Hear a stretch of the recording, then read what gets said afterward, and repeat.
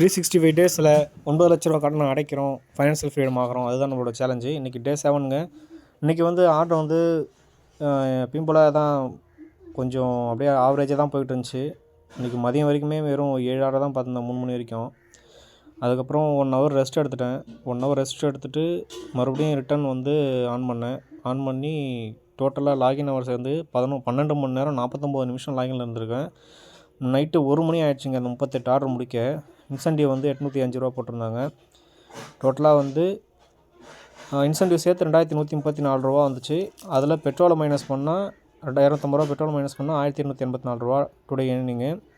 டோட்டலாக வந்து டே 7 வரைக்கும் நம்ம எவ்வளோ ஏர்ன் பண்ணியிருக்கோம் அப்படின்னா 1884 ப்ளஸ் 13203 ப்ளஸ் பண்ணிங்கன்னா 15887 ரூபா டோட்டலாக வந்து 7 நாளில் வந்து ஏர்ன் பண்ணியிருக்கோம்.